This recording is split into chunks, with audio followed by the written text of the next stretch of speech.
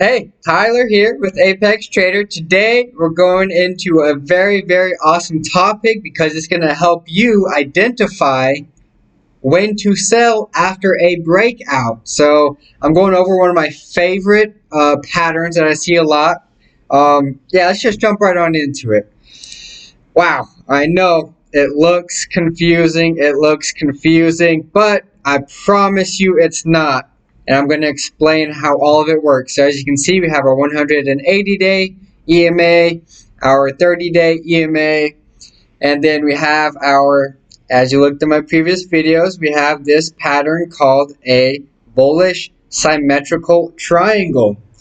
And what happens when we have a bullish symmetrical triangle and we have a breakout? You buy your initial amount of what you're going to pay for it right here. So this is your buy spot. After it breaks out, you have confirmation. Yep, it's breaking out and we're going to go up. But how do you know when to sell?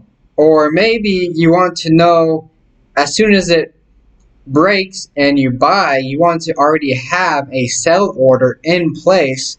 So when this time comes, you're talking about a minute to 30 seconds of this all happening that you got to sell in. And so you might be wondering, is it possible for me to put in a limit order to sell at a price target? And this is how we are going to find the price target. As you can see, we have the symmetrical triangle. And what we're looking at right here is the two ends of the symmetrical triangle. And when you measure this, so it went from 4 to 6. $4 to $6, the end of it. So you have a $2 gap right here. And so what we're going to imply our $2 gap here to is from the moment it broke out. So we're going to say that you would have bought because, yeah, we're going to say that you bought right here at about 557, right around in that area after it broke out.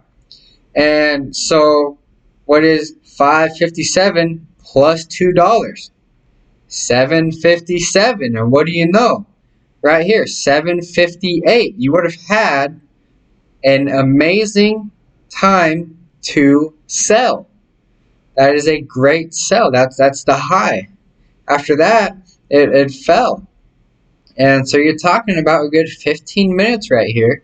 And then you had about 30 seconds to quickly scramble and sell your order if you weren't already prepared for it. And as you might know, the very end of a symmetrical triangle where these ends meet, because it might come all the way back down in here before it breaks out, this is called the apex. Yep, you already know it's called the apex, is when the two triangles meet. And in some instances, it is going to come all the way back down there. But what I find almost most fascinating is where it comes back and meets at the apex. Usually directly above it, just about, is also the high. So you can almost give it a time difference of, all right, say if it broke right here, it might be really moving, because when it gets squeezed all the way down in here, and then when it pops, it's very volatile. And there's also many other key factors to look into for when it does break. The number one is volume. If you have extremely weak volume right here, then there are chances that it's going to kind of teeter out and not even go to your price target. So you want to make sure everything reads a go. And if you're wondering about volume, check out my next video. I go over all about volume. But as you can see, that right there is exactly how you measure a price target for when it breaks and when is it going to sell, rather than just based on, all right, then we got a confirmation that this is also a candlestick reversal. So instead of waiting for that, you can already have a limit order to sell put in place, and you're just sitting back, watching it right on up while you're collecting the profits. Alrighty, I really hope you enjoyed that on a price target for you. I really hope that gave you an idea of how to go out and implement these. Give me a like and a subscribe.